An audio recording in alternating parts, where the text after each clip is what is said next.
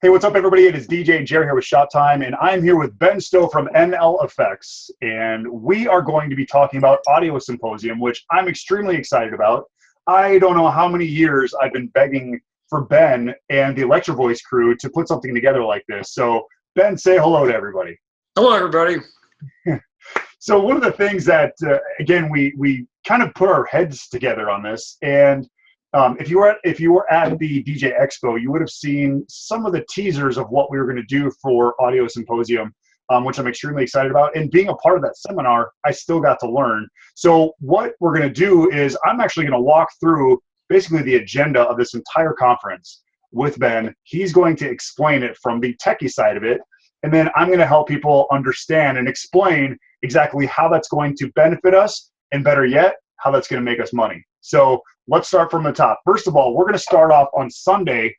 There's going to be a welcoming, which is just kind of an opportunity to meet people in the industry that maybe you've met online, maybe you've met in the past at other conferences. But this is that opportunity just to kind of shake hands and maybe answer questions that you might have even before the conference starts. So not a lot of details on that yet, but that's going to be coming out shortly. Yeah, that'll be fun. Like you said, just a good meet and greet opportunity. And this is really a great, pardon the name drop, but a great segue to how we're getting into the symposium and how the symposium can expand your horizons. I'm not going to be able to make the meet and greet on the 9th because I'll be doing sound for Alice Cooper. And and I'm not saying that just a name drop. I'm saying, look, you got to think bigger horizons here. That a lot of doors will be opened with an increased amount of audio knowledge, and that opens up checkbooks too. Yeah, and no, there will not be a surprise appearance by Alice Cooper by any means. I may wear the makeup though. I'm gonna see if I can. Maybe on Monday you'll see me with the. We'll see. And I'm going to hold you to that. All right. So the tour, and I've taken this tour numerous times, going to other conferences at EV headquarters in Burnsville. But tell us some of the cool things that you like about the tour when it comes to the EV building. Give us a rundown. Well, this is one of the most advanced loudspeaker engineering facilities in the world, and ElectroVoice, of course, is the second largest pro audio company in the world. And as such, they have one of the largest privately owned anechoic chambers where they can, use for testing and creating polar models of loudspeakers. They have their own model shop, all the, I don't know how much stuff they'll actually pull the curtain away at, but I think a fairly good bit, where they actually rapid prototype things. They actually make molds and create the prototypes for the molded speakers there. They build the prototype wooden enclosures. I mean, literally everything is born there. This is not something that just comes from overseas or anything. Every single part is designed in this facility. And of course, you and I both own EV loudspeakers, and we know how they perform. I'll be using mine for, again, that Alice Cooper, show. And you see the process of how these things are born, and you really get a chance to, I think, understand on the physical side what makes great audio great. The really cool part about that, and probably getting ahead of us here a little bit though, is even though this is in the EV facility and we can see where EV loudspeakers are designed and born and see the people who are so passionate about creating that technology, none of the education is branded. Physics doesn't belong to anybody. When you leave with that education, it's applicable to any brand. Yeah. So anyway, I love that place. I could take a nap in the Anechoic Chamber and I could gush for the next 45 minutes on just why I love being in the presence of such engineering awesomeness. But I think it's one of those things you just have to come experience for yourself. Yeah, and you talk about the Anechoic Chamber, and it is a really cool experience. Give us just a brief 20 seconds on what it is and how it messes with your mind and why it makes great speakers. Well, as we move around the world, we hear sound that is directly radiated from a source, but we also hear sound that's reflected. Even when we hear our own voice, we're hearing it reflected off of surfaces and coming back. In an anechoic chamber, and if we break down the word anechoic, it means no echoes. It's absorbing sound as though that loudspeaker or you is in an infinite space. So when someone is standing, facing away from you and talks, they sound like they're a long ways away because we don't hear any of that reflected sound energy coming off those surfaces. And while it's really cool and it absorbs a lot of sound, if you lay quietly in there for a few minutes or stand quietly in there for a few minutes, you can actually hear your own heartbeat. You can hear your blood rushing through your blood vessels.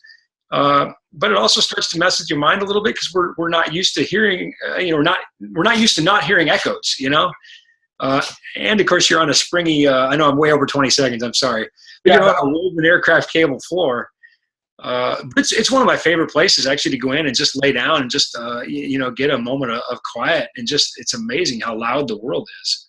So what Ben is trying to say is basically that room is created so when they're actually testing the speaker, they're actually testing the sound from that speaker and not everything else around that speaker. Bingo. They can measure the speaker and only the speaker down to, I think it's about a 30 hertz chamber. So right. Incredibly accurate, and what an engineering resource for them. And there's how many of these in the U.S.? Well, there are several anechoic chambers used for different things. The Air Force has some of the automotive manufacturers have some. There are also radio anechoic chambers for measuring antennas and that sort of thing. I don't know how many audio anechoic chambers there are in the U.S., but this one is certainly the most storied and one of the largest. And it's right up there, number 1 or number 2 largest for pro audio for certain. Cool. And again, I've been on that tour, and some of the stories of moving that chamber from one place to another, how quite of a process that was. It's pretty amazing. So let's go after the tour. We've got a good hour tour, which again kind of shows you the ins and outs on how they create and build the speakers that we use. The next part is the audio 101, basically the definitions, breaking it down. So if you're if you're just starting out, a very beginner of this whole process, even to the more advanced, what is a dB? What is what does an XLR stand for? And it's really just breaking some of those things down. So that way, it's Canon X-type latching with rubber gasket, by the way, for XLR. But you'd be surprised, Jer, even at your level and my level, how many terms are misunderstood or not understood. So believe me, anybody who's watching who says, well, I'm not a beginner, hang on. Maybe you don't know, where you're at, maybe you do, but believe me, and you'll know, Jared, because the seminar you guys did in Atlantic City, I was attending. I was sitting in the seminar. And I think the reason that I want to put this with the audio terms and the basics is to point out that even someone like me, who is literally flying around the country mixing national tours, I will go to a seminar just in the hope that I get one little thing. And depending on where you're at in your audio career, you're going to get a lot from this seminar. So don't think about Audio 101 as beneath you. Believe me, I guarantee you we're going to drop a couple things that you're going to say, I didn't know that. Right. And the cool thing with this is kind of the definitions or the beginning. So that way, as we get more complex into the process or into this this conference, you're going to look back and say, oh, I'm glad I understood what that was at the very beginning. So it's kind of the glossary or the appendix of this entire process. Yeah, very important. Otherwise, you can't, like you said, you can't move forward. I mean, you can't write War and Peace if you don't know how to make paragraphs out of sentences, out of letters. So, you have to have a progression. Right. And that brings us to our next thing. We're going into spec sheets. And if you don't know everything that happened in 101 audio, you're really going to struggle when you get into the spec sheets. Now, we don't want to overwhelm people and think that this is going to be hard. It's really, when you call up Ben and say, hey, Ben, I need some speakers, how many watts is it? And, that's where I think people are misread or misled, I should say, that, the only specs you need to look at is the watts. And I think this is really going to help people understand. And this one is called Spec Sheets Noble. And basically putting it all out there on what exactly are you looking at and reading when it comes to a spec sheets, and what are the little disclaimers that you might see at the bottom of some of those. Yeah, you got to understand, what the data means, and you got to understand how they derive the data too. I love Mike's title, No Bull. So it's edgy, but that's the truth. Is when you buy speakers, you're being sold marketing, but what you are using in the field is engineering. And so we have to be able to decipher what the marketing people put in front of us to understand what it is we're actually going to go out and put in the field. And that's, of course, our equipment, determines our reputation, how well we do our job and how well we're going to get paid. So we're going to get right to the meat of it. And we did have to edit that title a little bit shorter than what originally was. But well, you know what? Another friend of mine who's a loudspeaker engineer said one time that if there was anybody policing spec sheets, there'd be a lot of people in jail. And I think this is a good way to really get into the heart of that. And I'm not saying loudspeaker manufacturers are dishonest, but marketing people are not audio engineers. And so even if the specs are honest and they're based on a truth, we have to have the secret decoder ring maybe to understand what that really means. And believe me, coming from a guy who sells loudspeakers for a living, I would venture to guess that very few people are informed. I mean, the 99% of the people I talk to at every level have no idea. And we're going to absolutely strip that naked. We're going to pull the curtain back, and we're going to give everybody, like Mike said, the no bull. Here's how you can hold a guy like me accountable and get the best loudspeaker for you. Right. That's worth the price of attendance right there. Yeah, exactly. So then after that, we're going to lunch. And again, these are the opportunities. My favorite part. Yeah. Well, that's why I go. No, it's the perfect time, again, to catch up with people, shake those hands. I'm sure Evie will probably have some of their stuff on display. Go around, look at the speakers, and just, because you're going to have that tour. They're going to show you all the different dynamics and things with the speakers that they have in their demo room, which, again, is phenomenal. So take time, look around. But again, enjoy those conversations because those are important.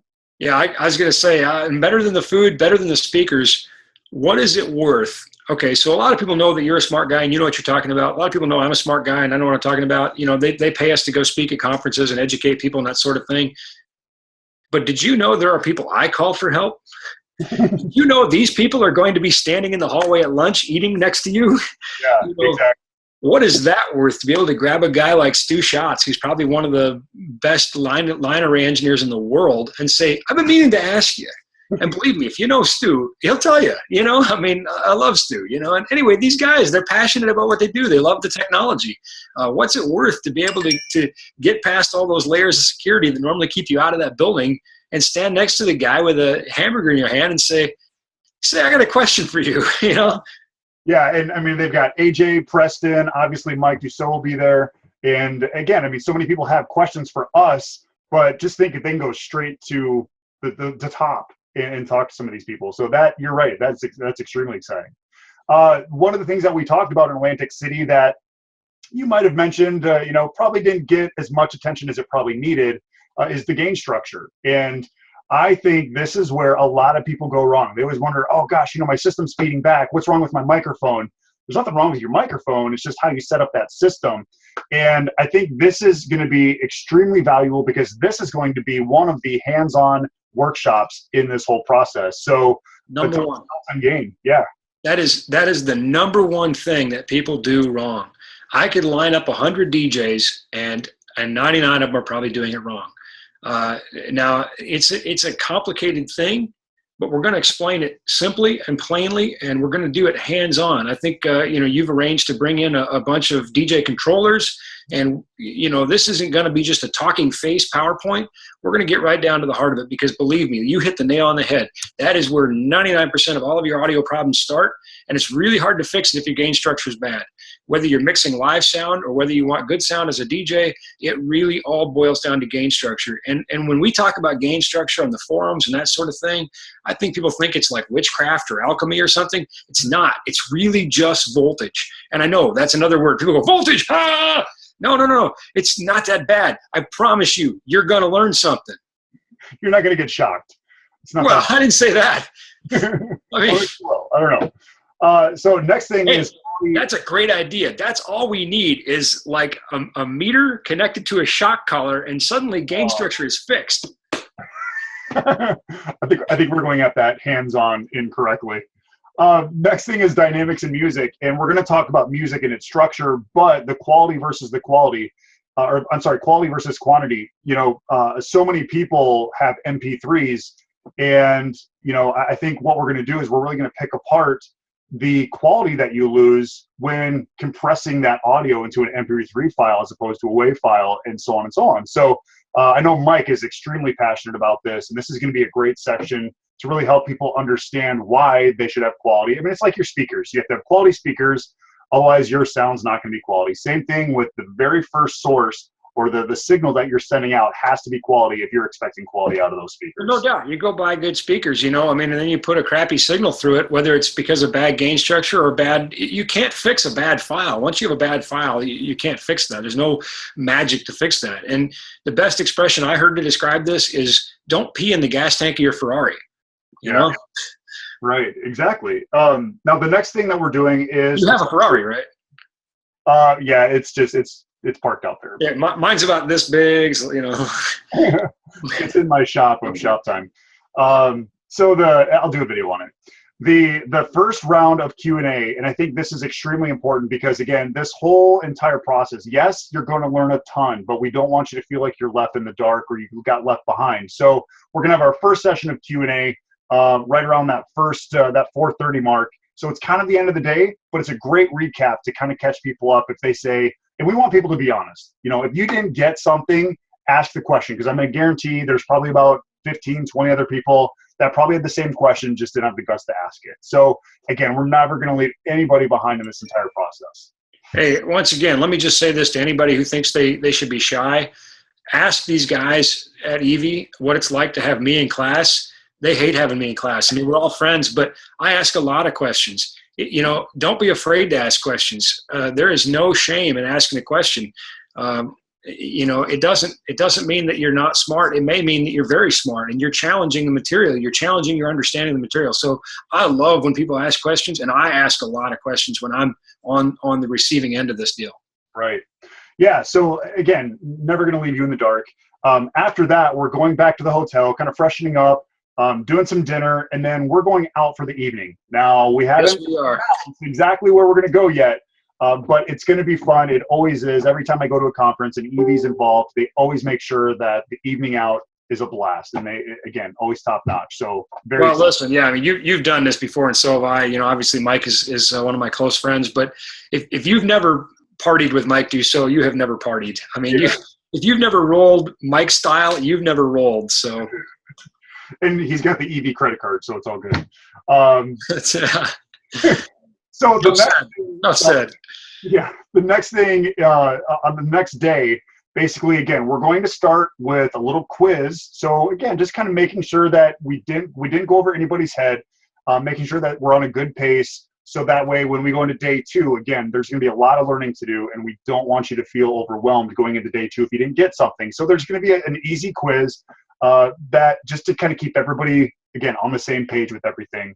And just kind of recap day 1. So again, as helps cement that in your brain too. You know, you learned it, then you recreated and you slept on it, and then the next day we're going to hit it again. It really helps implant the information so you keep it long term. And it's going to be important as we go into day 2 because again, just like that first session of 101 audio, we're going to be using these things through the entire progression of this conference. So the next thing we go into is, let's see, wired and wireless microphones. Now we talked about, you know, the feedback issues, the gain controls. We're going to learn so much in depth when it comes to microphones and, you know, what kind of microphone should I use for this? What should I use for that? And it's going to make sure that you're using the right tools for the right results. Did you know that Evie has a second anechoic chamber in Burnsville? I did not know that. It's for microphones. And they have a third anechoic chamber down in Lincoln, Nebraska, which is where their Telex facility is. And that's a radio antenna anechoic chamber. And this is something maybe people don't know about ElectroVoice. ElectroVoice is part of a family of companies that includes Telex and RTS, which all of the coaches' headsets in the NFL, I know they say Bose on. Bose paid money to put their sticker on it. All of the radio frequency stuff is Telex. So you want to talk about the future of wireless. RTS and Telex are, you know, all of your major networks, NBC, CNN, all of your major broadcasts, Super Bowl, NFL teams. Believe me, there's some brain power in that building to talk about wireless. So, and of course, as you said, wired mics, just putting the right mic on the, you know, instrument, using the right thing for the right application, starts opening up a ton of earning potential for you. Midweek work, corporate work, miking bands, that sort of thing. That's the vast majority of what I do now. You know, and one of the things, and I will also admit this, what the heck is phantom power? You know, there's so many people that, when do I use it? When do I not use it? Oh, the button was on. I'm just going to leave it on. You know, they don't know exactly how the whole phantom power thing works. You don't have to explain it right now, but that is. I'm not going to, because you got to come to find out. So exactly. That's a big secret. It's a phantom, you know. Yeah. No, it's very simple, and we'll definitely cover that. And I think people will say, wow, that is really cool. Yeah. I wish I was the guy that thought of it. I didn't, but you know. It's one of those things that, again, people probably don't think about, but it might be a very important process as they're working on their audio and their microphones. Now, the DSP to optimize your sound. Now, this is, I guess you could probably call this might be the sales pitch for Evie. Because the DSP in these units that they have, the ETX, the EKX, and I think they even have some of the other series, but those are the two that I have.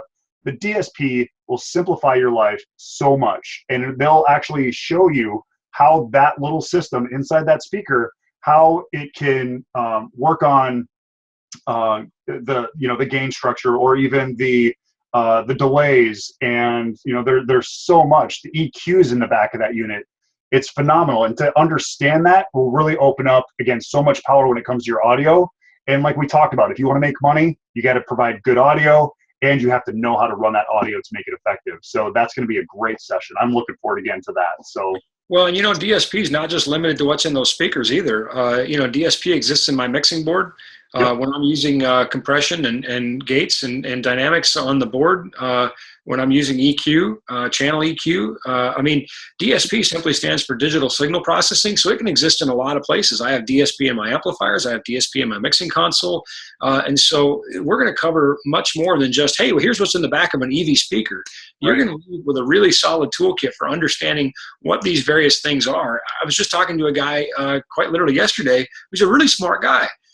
And he was talking about having a gate on his main output. And I said, why would you put a gate on your output, on your main outputs? And he said, something to the effect of, it's not compression, it's, whatever. And I just said, I don't think you know what a gate is for, And he kind of admitted, he goes, no, I guess I don't, I just heard the term and thought it was something I should do. And, I'm sort of paraphrasing our discussion, but here's a good example of a smart person, I'm going, that's not what a gate is for. Yeah. And when a gate is used in the right place, there are ways that a gate can be used wrong, and it can really affect your sound. So I think we're going to cover some really awesome things, and frankly, I'm kind of excited, even though I use gates, compressors, and other dynamics all the time. I'm really kind of just excited to see somebody present on it. I'm just always looking for a chance to see somebody else talk about this stuff, because I have never come away with something from a seminar without something, Right, exactly. And that kind of talks about the next section, which again, we talked a little bit about this in Atlantic City, but it's going to be about the speaker placement. Now, you have people, oh yeah, I got a line array, and it's going to be awesome. Well, if you're not using that line array correctly, you're not that awesome. Sorry to say. No. There's nothing worse than a line array that's set up wrong. Yeah. Nothing sounds worse than a line array that is set up wrong, because you got to have an understanding of what you're doing there. Now, I don't want people to think that this is all based on line array. I mean, obviously, there might be a little bit discussion, but at the level of what we're learning, this is going to be even just your speakers on your poles. Maybe it's a monitor, your subs, and that was one of the things that I really found interesting, was the wave patterns of putting your subs together as opposed to the outside of the dance floor, how much more effective that is. And again, I think a lot of people overlook that. So this is going to be a great session to really utilize the full potential on what your speakers should be sounding like, and how they should be throwing out that sound. So this is going to be a great section. Listen, like we said earlier, the physics of sound don't belong to anybody, and they're translatable from speaker on a stick, speaker over a sub, line source like a column, or a line array. Now, there are some fundamental differences between a point source, a line source, and a line array, but ultimately the physics of sound are translatable across the board. And yeah, we're not gonna be talking about line arrays where it isn't going to be applicable to you, and we're not going to be talking about things that aren't. This is applicable to everybody, whether you're mixing sound in a church that has line arrays, or whether you're a guy who tours with line arrays like me, or whether you're a guy like you who's using great point source speakers. Everything's got its right place. It's not one's better, than the other. Everything has an application, and I guarantee that you will come away with a lot of knowledge from this seminar. A lot of my shot time videos that I get questions on with my EV stuff is the cardioid mode. It's so cool. It is a freak of nature. I can't really even explain it, but when you can experience it, it's amazing. And again, I think that's really going to open up a lot of doors for people who are doing live sound. And I use it all the time. I use it all the time because musicians hate having all that low frequency on the stage. And I mean, look, big time musicians, when my clients, everybody should be responsive to their clients, but believe me, when my clients tell me to do something, I just do it. These are people who, they're A-listers, you don't tell them no, it doesn't work. They can demand what color M&Ms they get in their dressing room. They can tell me they don't want bass on stage. You know, it sort of works like that. Yeah. So again, I think this is going to be, it's going to really help people understand the importance. And again, it comes down to if you're doing the audio right and they loved you here, they're probably going to call you back when they need you over here, or so on and so on. So again, that's how you make money on this. You give the quality to your client. And I think I just did a one-off for a touring act. And they had just had a previously tough experience, and they asked how far I would go, and I said, well, I've worked in Tokyo and I've worked in Spain. I mean, you know, I guess whatever. You know, I'll be out on tour in September, and I'll be everywhere from Dallas to New York City. And they said, you are the first guy that got our rider 100% right. Your staff is pleasant and polite and friendly. They said, we're going to tell promoters that anytime, you know, we're within 500 miles of you, they're going to have to hire you. You know, that's not necessarily going to work quite like that. But the fact is, people notice this stuff, and people care about this stuff because they care about their reputations as performers. And, you know, if they truck up for a tour, maybe we'll go out on tour with them now. Anyway, it's all translatable to you. You know, we all say, well, I'm a DJ and, you know, I've got sound, and so what? Believe me, if you think your clients don't know, if you think all the effort you put into your performance and the effort you put into being a good MC and a good mixer, if you think that isn't undermined by bad sound, you're missing the point. You know, it's the whole package, man. You got to have good sound and the rest of it to go with it. And your clients will notice. The experience is better for everybody. Their ears aren't fatigued, and you're going to make more money. It's just that simple. You know, that's a great point. And that's one of the things that I brought up in AC in the first session that we did. And I don't think I said it in the second section. But, you know, when you go around to all these different booths listening to audio, if you hear a crappy speaker, you're probably not going to buy that audio. That's my guess, correct? Would you agree? Oh, absolutely.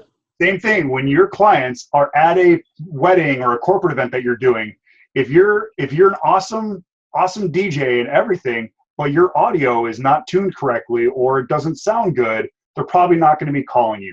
So that's the importance of making sure that your quality from your performance all the way to the gear that is projecting your performance. So keep that stuff in mind.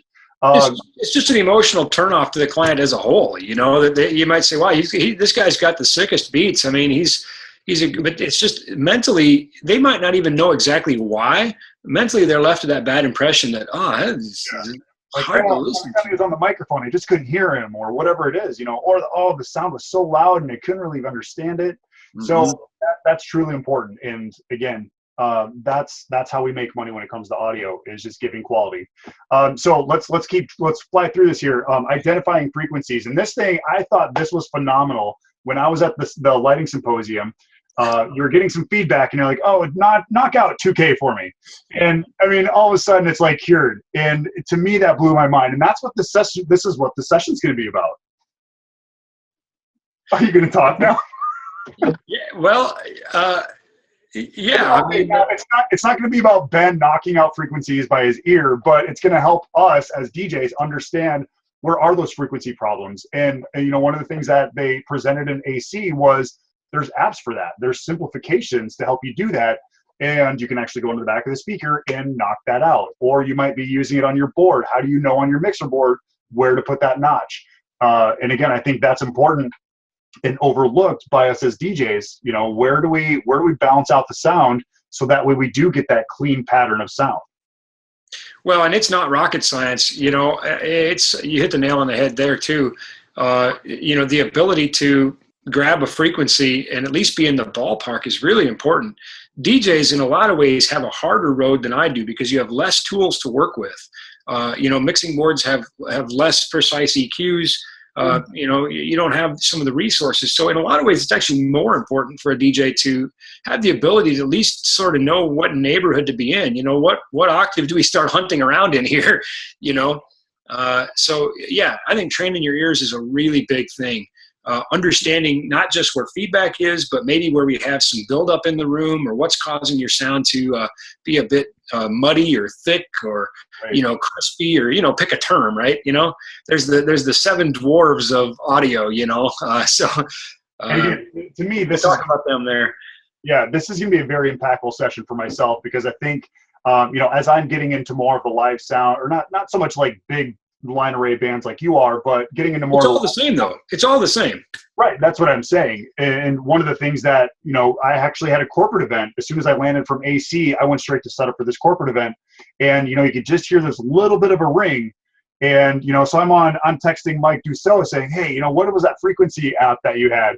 And, you know, I tagged the frequency, knocked it out, and it was perfect from there. So again, this is brilliant, right? For DJs, for people who want to do live sound, anything. This is going to be a very good session. So, yeah, and then, you know, the end of the day, we're going to do a little Q&A again. And again, just do a final quiz because, again, as we learn, we want to make sure that everyone's learning at the same pace, or everyone is learning what they're taking home, so that way they can implement this and make more money. That's going to be awesome.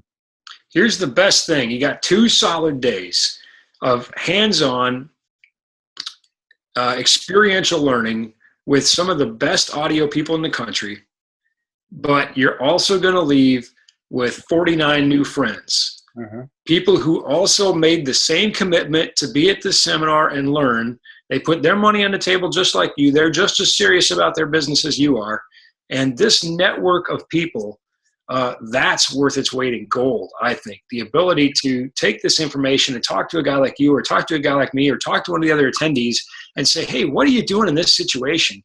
Man, I mean, first of all, the price tag, you know, is I think $4.99, but Evie's giving you $100 back. So if you can't justify $400 for it, maybe you should rethink being in audio. I mean, I know that's really strong words, but I'm just serious about it.